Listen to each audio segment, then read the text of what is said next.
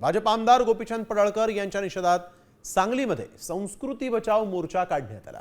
महाविकास आघाडीच्या नेत्यांनी काढलेल्या या मोर्चाला मोठ्या प्रमाणात गर्दी उसळली होती।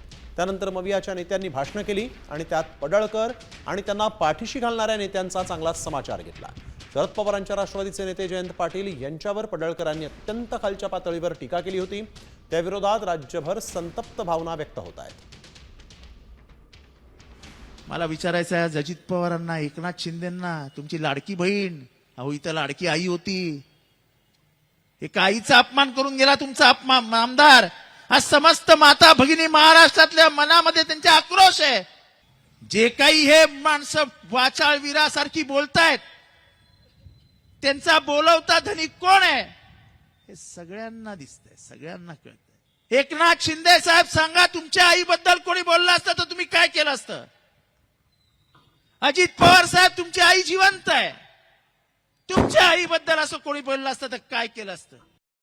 आता isakal.com आहे देशातील नंबर 1 ची मराठी न्यूज वेबसाईट। प्रत्येक अपडेटसाठी isakal.com ला नक्की भेट द्या।